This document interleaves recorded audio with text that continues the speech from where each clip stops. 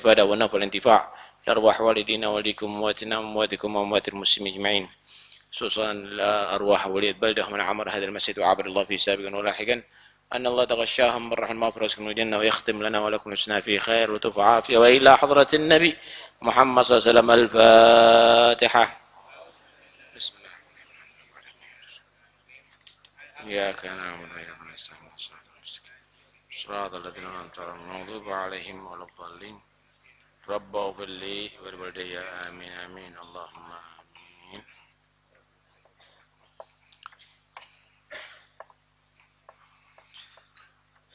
بسم الله والحمد لله والصلاة والسلام على رسول الله سيدنا مولانا محمد بن عبد الله وعلى آله وصحبه ومن والاه، ولا حول ولا قوة إلا بالله.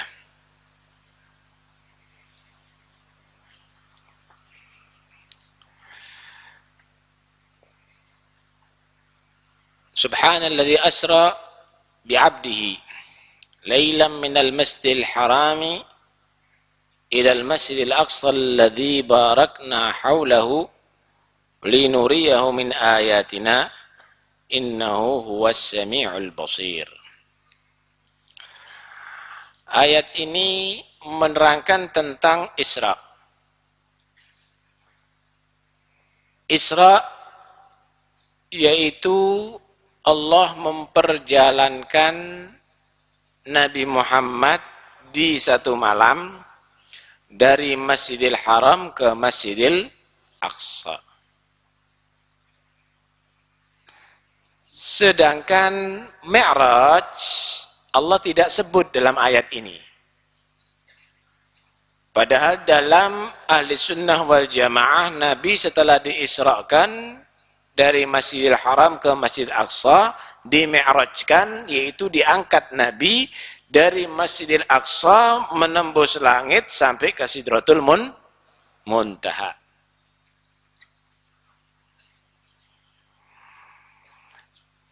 Sebagian orang membuat muskil, membuat syubhat bahwa Mi'raj itu nggak ada sebenarnya. Karena di ayat ini tidak disebutkan.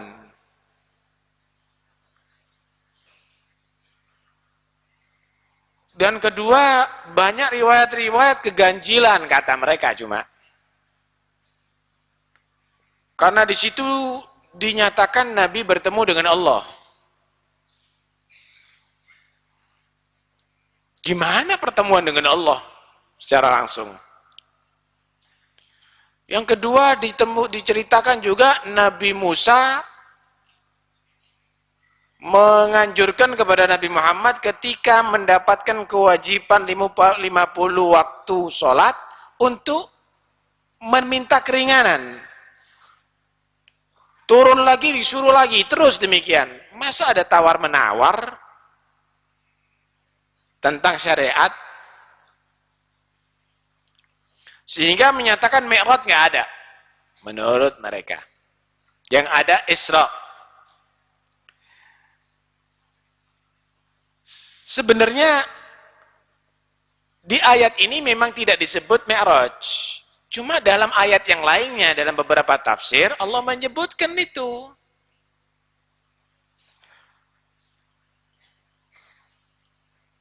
Dalam surat An-Najm, Allah subhanahu wa ta'ala menyebutkan, Allah berfirman, وَلَقَدْ رَآهُ نَزْلَةً أُخْرَى عِنْدَ سِدْرَةِ الْمُنْتَهَى عِنْدَهَا جَنَّةُ الْمَأْوَى إِذْ يَغْشَى السِّدْرَةَ مَا يَغْشَى مَا زَاغَ الْبَصَرُ وَمَا طَغَى لَقَدْ رَآ مِنْ آيَاتِ رَبِّهِ الْكُبْرَى. Dan sesungguhnya dia, yaitu Nabi Muhammad, telah melihat Jibril dalam rupa aslinya. Jadi Jibril itu kadang-kadang berupa sosok manusia gitu. Ini rupa aslinya. Pada waktu yang lain melihat Jibril dalam rupa aslinya ada di Sidratul Muntaha. Di mana letaknya Sidratul Muntaha? Indaha jannatul ma'wa, di dekat Sidratul Muntaha ada surga. Surga yang jadi tempat tinggal. Nantinya kita mudah-mudahan semuanya masuk surga Allah. Idh yaghsha sidrata ma yaghsha. Ketika Sidratul Muntaha diliputi dengan suatu selubung. Ma zaghal basar wa ma tagha. Penglihatannya tidak berpaling dari yang dilihatnya itu dan tidak pula melampauinya. Laqad ra'a min ayati rabbihil kubra. Sesungguhnya dia telah melihat sebagian tanda-tanda kekuasaan Tuhannya yang paling besar. Ya, Nabi Muhammad melihat kekuasaan Allah yang sangat besar. Di sini disebutkan bahwa Rasulullah SAW sampai ke Sidratul Muntaha, kemudian di sampingnya itu ada Jannatul Ma'wa. Di mana letaknya? Dimi'rajkan oleh Allah menuju langit Baitul Ma'mur sampai ke Sidratul Muntaha. Ayat ini adalah identik persis dengan apa yang diceritakan dalam hadis riwayat Muslim. Nabi menceritakan tentang Mi'raj. Tsumman talaqa bi Jibril hatta na'tiya sidratal muntaha faghashiyaha alwanu la adri ma hiya. Kemudian aku pergi dengan Jibril sehingga kami sampai ke Sidratul Muntaha yang diliputi oleh warna-warna yang tidak aku ketahui. Asing bagi Rasulullah. Pertama yang dilihat oleh beliau saat itu. Berarti cocok dengan riwayat hadis, bukan berarti tidak ada kecocokan antara hadis dengan Al-Quran. Orang itu aja yang belum membaca tafsirnya Al-Quran, sehingga menuduh nggak ada Mi'raj di dalam Al-Quran.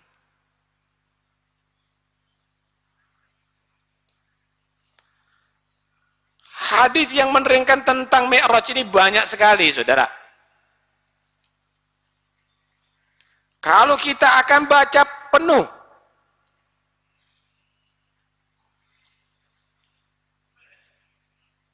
karena itu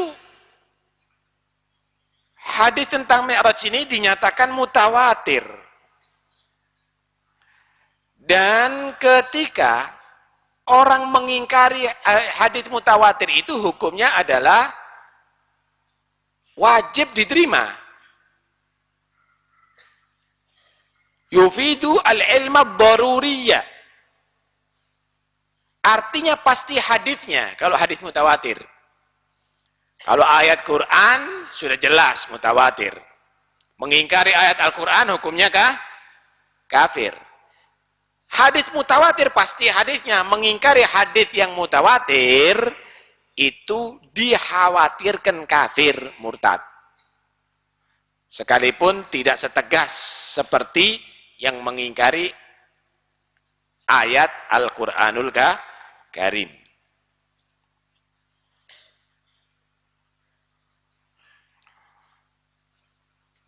Allah Subhanahu wa taala berfirman, "Wa ma atakumur rasulu fakhudhuhu wa ma nahakum anhu fantahu." Yang dibawa daripada ajaran Nabi melalui hadis, ambil. Jangan ini karena tidak disebutkan dalam Al-Quran, hanya di hadis, maka kami tidak menerima. Enggak bisa. Wajib diterima hadis itu. Apa yang dilarang oleh Nabi, sekalipun tidak disebutkan Al-Quran, itu juga harus dihindari. Karena itu kalau ada orang menyatakan hanya Al-Quran nggak pakai hadis, itu berarti nggak ngikuti Al-Quran. Kenapa? Karena di dalam Al-Quran Allah Subhanahu wa taala berfirman dalam surat Al-Hasyr, "Wa ma atakumur rasul," dan apa yang telah dibawa oleh Rasul kepada kamu, fakhudhuhu, ambil, yang melalui hadis. Wa manahakum anhu, dan apa yang dilarang oleh Nabi, fantahu, hindari. Itu semuanya bisa diketahui dari hadis. Jadi orang yang mengatakan Al-Quran tok nggak pakai hadis, nggak nurut dengan Al-Quran. Karena apa? Al-Quran merintahkan kita juga dengan hadis, harus dengan hadis. Karena itu para ulama ahlu sunnah sepakat mengenai terjadinya Mi'raj. Cuma mereka berbeda pendapat kapan ya waktunya terjadinya Mi'raj. Apakah berbarengan dengan Isra atau Isra Mi'raj itu enggak satu malam di waktu yang lainnya. Di situ ada khilaf antara ulama.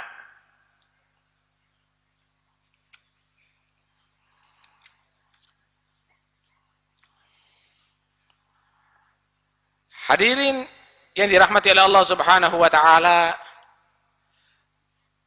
di dalam Mi'raj diceritakan bahwa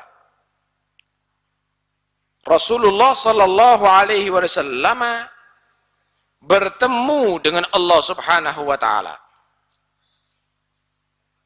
Ibnu Abbas mengatakan dalam riwayat Ahmad bahwa Rasulullah sallallahu alaihi wasallam bersabda, "Ra'aitu Rabbi tabaraka wa ta'ala." Aku melihat Allah Subhanahu wa ta'ala ada di waktu Mi'raj. Bertemu dengan Allah Subhanahu wa ta'ala ada di Mi'raj.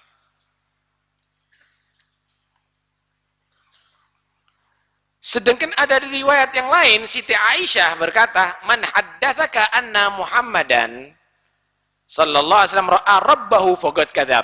Siapa yang mengatakan bahwa Muhammad itu melihat Tuhannya berarti bohong. Paham ya? Ini hadis juga sahih riwayat Bukhari. Sebenarnya begini. Ini bukan berarti tidak perselisihan ini meniadakan Mi'raj, enggak. Siti Aisyah itu percaya Nabi itu Mi'raj, tapi enggak bertemu dengan Allah. Enggak melihat Allah. Tapi Ibn Abbas menyatakan tidak bertemu dengan Allah karena ada riwayat itu. Kalau begitu, siapa yang benar? Disinilah ulama ada berbeda pendapat. Menurut kebanyakan ulama, Nabi itu bertemu dengan Allah. Kenapa riwayat Ibnu Abbas itu lebih bisa diterima? Masalahnya ketika Mi'raj Siti Aisyah masih kecil. Ketika Mi'raj Siti Aisyah masih kecil. Beliau tadi ini beristihad, berpendapat. Nggak mungkin kalau bertemu dengan Allah. Bukan Nabi yang berkata, tapi riwayatnya Ibn Abbas menyatakan Nabi berkata, "Ra'aitu Rabbi." Aku melihat Tuhanku Allah Subhanahu wa taala.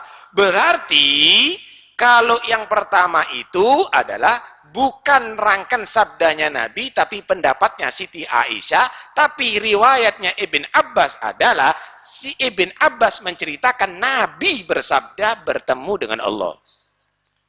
Disinilah kebanyakan ulama menyatakan bertemu dengan Allah ada di Mi'raj itu adalah terjadi pada diri Rasulullah sallallahu alaihi wasallam. Siti Aisyah berpendapat itu karena dasar ayat la tudrikuhul absar wa huwa yudrikul absar wa huwal latiful khabir. Allah berfirman dalam Al-Qur'an, Dia Allah tidak dapat dicapai oleh penglihatan mata.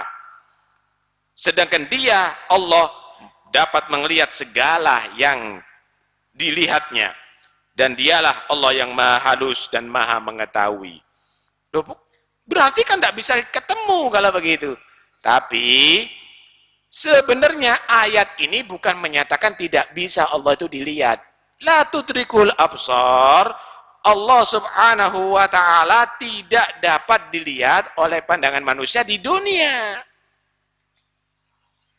Untuk nanti ada di alam yang lainnya, bukan alam dunia tentunya, maka Allah memberikan kekuatan izin mata ini dapat melihat Allah subhanahu wa ta'ala. Dalilnya Allah berfirman dalam Al-Quran, wujuhu yawma idin nadhirah ila rabbiha nadhirah. Wajah-wajah saat itu nanti dalam keadaan terang benderang karena menghadap kepada Tuhannya Allah subhanahu wa ta'ala. Mudah-mudahan kita menjadi orang yang beruntung nantinya.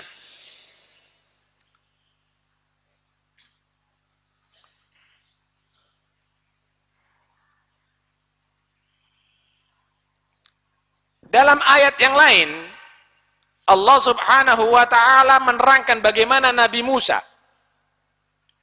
Ketika Nabi Musa berharap untuk dapat melihat Allah.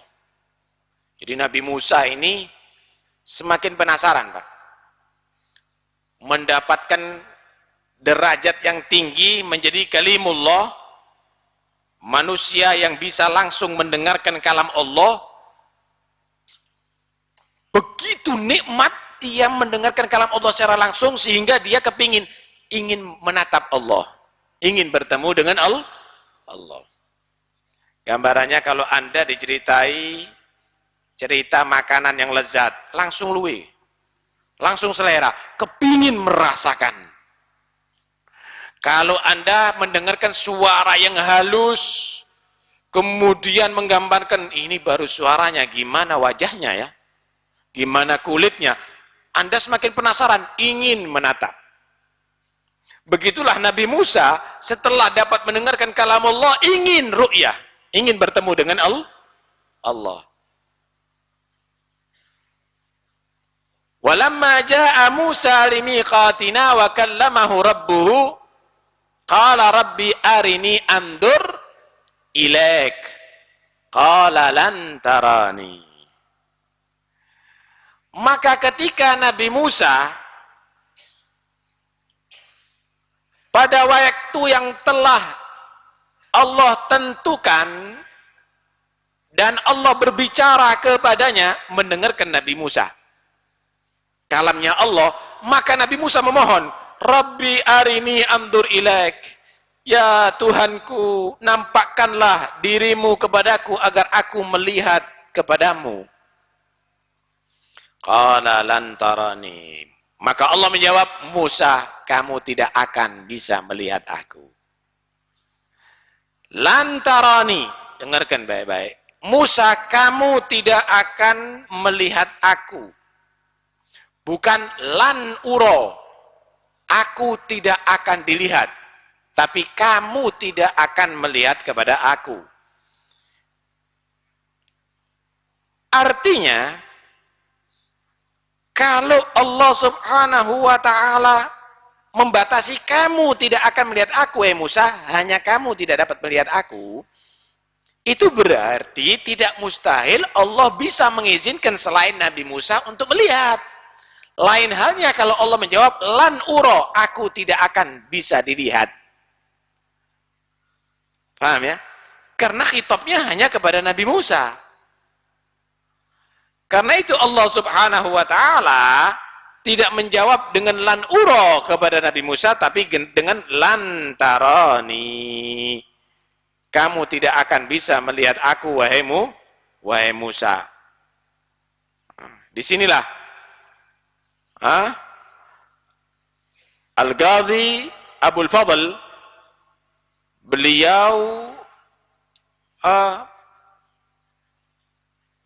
memakai dalil justru lantaroni itu adalah mengartikan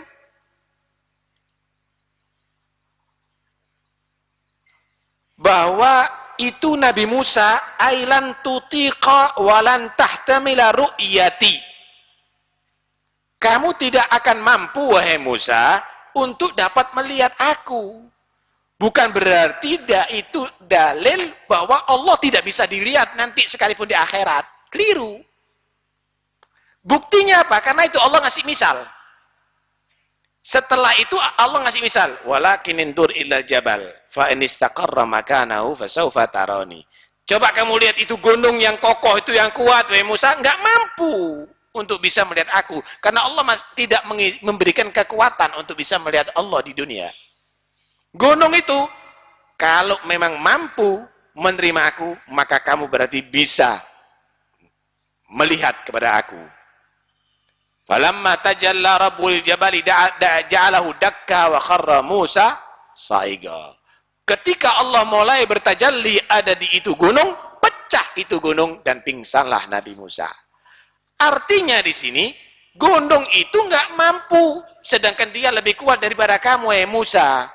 Apalagi kamu tidak akan bisa melihat aku karena kamu tidak mampu masih untuk dapat melihatnya. Ketika nanti di akhirat Allah kasih kemampuan untuk bisa melihat Allah Subhanahu wa ta'ala. Begitu.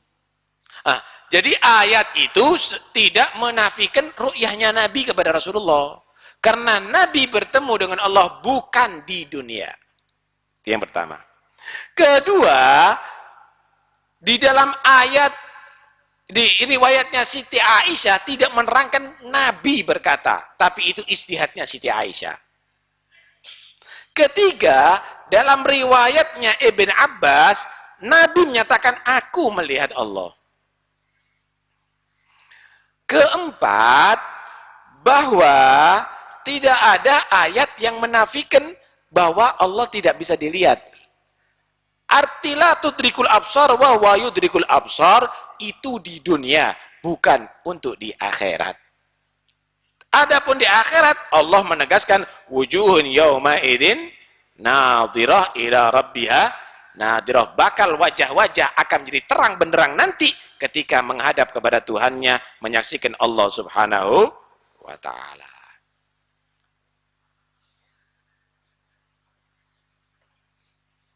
Kemudian kalau itu dilihat oleh Nabi Muhammad, berarti Allah di mukanya Nabi. Lah kalau sudah di muka berarti nggak ada Allah di belakang. Misal, dengarkan baik-baik. Segala yang dinisbatkan kepada Allah jangan diukur dengan akal. Kenapa? Karena Allah itu adalah bukan teori yang dipelajari, tapi Allah menciptakan ilmu yang dipelajari. Nih, dengarkan baik-baik. Kalau kita mengetahui arah atas, atas itu adalah bagian di atasnya kepala. Bawah itu adalah yang setelahnya kaki. Muka itu adalah yang di hadapan wajah. Belakang itu yang di belakang wajah. Kanan itu sebelah tangan kanan kita, kiri itu sebelah kiri kita. Itu kan kita ukurannya. Saya mau tanya, kalau ada semut menempel di atas atap sini, atasnya kita di mana? Atasnya kita yang terusan daripada kepalanya kita. Kepala kita ke atas, itu namanya atas. Tapi bagi semut, atasnya di mana? Bagi semut, atasnya justru di bawahnya, yang menurut kita bawah. Kenapa? Kakinya semut menempel ada di asbes atas sana. Lo kan bisa berubah berarti jihad itu. Arah itu bisa berubah kan? Saya menyatakan kanan itu sebelah kanan, kamu yang menghadap kepada sana. Mana kanan? Sana. Loh, berlawanan. Saya menyatakan muka itu sana, belakang itu situ. Tapi kalau kamu yang berhadapan dengan saya, enggak, muka itu sana, belakang di sana. Karena itu arah ini tidak menentukan Tuhan. Kenapa? Arah ini ciptaannya Tuhan. Kalau ada orang menentukan Allah itu dengan arah, itu keliru. Kenapa? Lawang arah diciptakan sama Allah, lah kok Allah ditentukan sama arah. Paham nih? Paham nih ya? Nih, contoh yang lainnya. Ada waktu yang sudah berlalu, waktu lampau. Ada waktu sedang, ada waktu yang akan datang. Kalau kita sebelum sekarang ini berarti sudahlah lalu, kemarin lusa, setahun yang lalu, kan gitu. Sekarang ya ini waktunya kita. Yang belum terjadi besok lusa akan. Kalau kita menyatakan besok akan. Kalau kemarin kita menyatakan sudah berlalu. Kenapa? Karena ada matahari. Sekarang hari apa ini? Malam apa ini? Hah? Malam Rebo ya? Besok matahari kalau terbit, jadi apa? Hari apa? Hari Rebo. Hari Sabtu, kan gitu. Kemudian kalau sudah terbenam, berarti berubah jadi malam Minggu. Kemudian kalau terbit lagi, jadi hari Minggu. Terus begitu. Loh, adanya waktu itu, Pak, karena ada matahari yang terbit dan matahari yang terbenam. Kan gitu. Berubahnya hari per hari karena ada matahari. Lah sebelum Allah ciptakan matahari, ono tak hari Senin? Ono tak hari Selasa? Lah, ada malam, ada siang. Hari, waktu yang lampau, waktu yang akan datang, waktu sedang, itu ciptaan Allah. Karena itu kamu jangan mengukur Allah besok, sekarang, yang akan datang. Itu nggak berlaku bagi Allah, karena itu diciptakan oleh Allah. Faham nggak ini maksudnya? Lah, kalau urusan gimana Nabi melihat Allah, itu bukan urusan kamu. Gimana, itu kan berarti urusannya makhluk. Kapan itu berarti urusannya makhluk. Sampai mana itu urusan makhluk. Bukan urusan Tuhan yang kamu ukur. Yang kamu bisa bicarakan, yang kamu bisa bahas. Disinilah dikatakan la yus'alu amma yaf'al wa hum yus'alun. Enggak perlu ada yang ditanya tentang apa yang diperbuat Allah. Tapi manusia itu ditanya apa yang ia perbuat, apa yang mereka perbuat. Nggak usah tanya kenapa, kapan, nggak usah. Kalau kepada Tuhan, karena itu bukan makhluk. Karena itu bukan makhluk, begitu. Taib. Jadi tidak ada kontradiksi antara ayat dengan hadis. Sebenarnya hadis itu adalah sesuai dengan ayat dan hadis itu memperkuat ayat.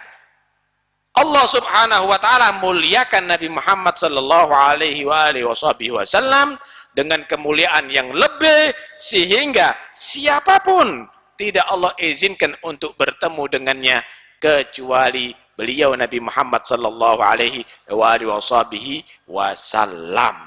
Adapun bagaimana bertemu dengan Tuhannya, nggak usah Anda bertanya gimana ya, ada apa gimana, tentang Allah ditanya gimana, bagaimana ya, sama makhluk sendiri aja kebingungan, sama diri Anda ini kebingungan kalau ditanya. Nggak percaya? Saya mau tanya, percaya nggak kalau Anda punya akal? Percaya. Bisa nggak Anda menurutkan di mana akal Anda? Di otak. Orang gila punya otak, nggak punya akal. Otaknya gajah sama sapi lebih gede daripada otak Anda, tapi nggak punya akal. Di mana letaknya akal? Anda nggak bisa membuktikan. Ada di sini, nggak bisa. Ada di jantung. Orang gila punya jantung. Ada di mana akal? Anda percaya, membuktikan adanya akal, Anda bisa berpikir, Anda bisa menghitung, Anda bisa mengatur. Binatang nggak bisa menghitung, 1 + 1 mulai biar nggak bisa jawab, karena nggak punya akal. Paham ini ya? Baik. Anda yakin nggak kalau tubuh Anda itu ada roh? Yakin. Mana buktinya roh? Ada di mana itu roh? Bentuknya gimana itu roh? Bisa. Ukurannya berapa itu roh? Bisa. Enggak. Kenapa Anda pasrah? Wah, bukan ilmunya kami itu untuk belajar roh. Tapi kami yakini adanya roh. Bukan ilmunya kami untuk mempelajari akal, tapi kami yakini adanya akal. Kenapa kalau Allah? Gimana Allah? Di mana Allah? Nah ini kan berarti Anda sudah melampaui kemampuan. Mikir makhluknya aja nggak beres, nggak mampu, apalagi mikir penciptanya. Nah, disinilah Rasulullah Sallallahu Alaihi Wasallam bersabda, tafakkaru fi khalqillah wa la tafakkaru fillah. Kalau mikir makhluk Allah. Jangan mikir Allah Subhanahu wa ta'ala. Nggak mampu, bukan untuk kamu pikir. Itu diyakini, bukan untuk dipikir. Begitu. Baik. Karena itu Rasulullah Shallallahu Alaihi Wasallam ketika diizini oleh Allah untuk bertemu dengannya, dia harus meninggalkan dua alam, alamul mulki wa alamul malakut.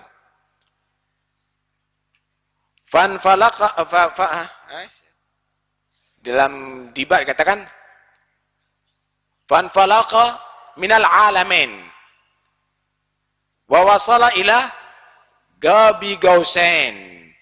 Nabi SAW meninggalkan dua alam. Dua alam ini masih nggak mampu untuk bertemu dengan Allah Subhanahu wa ta'ala.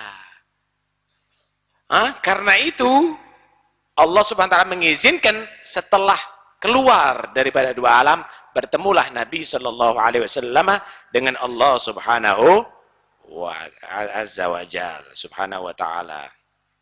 Taib. Hadirin sekalian yang dirahmati oleh Allah Subhanahu wa ta'ala, derajat itu adalah derajat yang tertinggi. Rutabun tasqutul amaniyu hasra dunaha ma wara'ahunna wara'u. Di atas derajat yang dicapai oleh Nabi ketika Mi'raj tidak ada lagi sudah. Kenapa? Di situ malaikat pun belum sampai ke rutbah, ke martabat itu, ke tingkatan itu. Di situ para nabi pun belum ada yang pernah sampai ke tingkatan itu. Hanya untuk Nabi Muhammad SAW semata. Karena itu sebagian ulama menyatakan malam Isra Mi'raj, malam Mi'rajnya Nabi itu adalah malam teristimewa bagi Rasulullah. Bagi khusus Rasulullah, malam paling istimewa adalah malam Mi'raj. Kenapa? Allah mengizinkan beliau bertemu langsung dengan zatnya.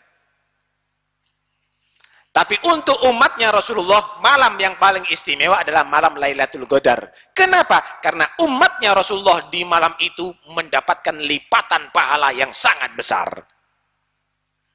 Khusus untuk Nabi, malam Mi'raj. Untuk umatnya secara umum, malam Lailatul Qadar.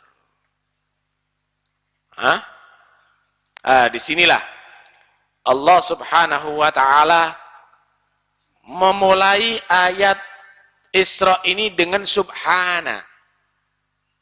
Subhanalladzi asra bi'abdihi lailan. Kenapa? Karena sebenarnya yang disaksikan oleh Nabi itu bukan pemandangan. Yang disaksikan oleh Nabi bukan pemandangan, tapi linuriyahu min ayatina. Laqad ra'a min ayatihil kubra. Yang disaksikan oleh Nabi kebesaran Allah. Kebesaran Allah Subhanahu wa ta'ala. Allah nampakkan dalam Isra, dalam Mi'raj, min ayatihi, tanda-tanda kebesaran Allah Subhanahu wa ta'ala. Siapapun yang dia menyaksikan, mengetahui kebesaran Tuhannya, pasti dia akan mengucapkan subhanallah, maha suci Allah. Maha suci Allah. Subhanalladzi asra bi'abdihi laila. Taib. Pertanyaan berikutnya. Rasul Shallallahu Alaihi Wasallam diwajibkan sholat 50 waktu. Kemudian atas anjuran Nabi Musa, mondar-mandir meminta keringanan sampai ditetapkan 5 waktu. Asalnya 50 waktu. Ini kok model? Pertama, tawar-menawar antara Nabi dengan Allah. Kedua, kok Nabi Musa seakan-akan menggurui Nabi Muhammad? Memangnya Nabi Musa lebih afdal daripada Nabi Muhammad? Memangnya Nabi Musa lebih utama daripada Rasulullah Sallallahu Alaihi Wasallam? Kok menggurui Nabi Muhammad? Benarkah itu? Insya Allah akan kita bahas pada malam Sabtu yang akan datang. Hadirin sekalian rahmatillah Allah Subhanahu Wa Taala. Timbul pertanyaan, ini Nabi nggak pernah mengadakan Isra Mi'raj. Kok kita mengadakan Isra Mi'raj ya? Kadang-kadang orang mengadakan Isra Mi'raj itu bid'ah. Saya mau tahu, kita ini bisa tahu ceritanya Isra dan Mi'raj dari siapa? Nabi menceritakan kepada sahabat. Tabi'in bisa tahu dari pihak siapa? Sahabat menceritakan kepada tabi'in. Tabi'in bisa tahu dari siapa? Tabi'in menceritakan kepada generasi berikutnya. Terus demikian. Lah kita sekarang umat Islam, supaya mengetahui Isra dan Mi'raj, supaya mengetahui kejadian-kejadian Islam, yang mengadakan acara ini diberitahu umat Islam. Ini cara untuk memberitahu. Kalau ditempatkan sesuai dengan hari kejadiannya atau yang mendekati hari kejadiannya, tentunya itu akan lebih dihayati, lebih akan dipahami. Lah kalau nggak boleh, bid'ah. Mana yang sunnah kalau begitu? Yang diceritakan berdasarkan hadis, Wan. Yang diceritakan berdasarkan riwayat dari Nabi Dek Kang. Kok ente katakan bertentangan dengan Nabi? Loh, Anda yang nggak tahu itu loh.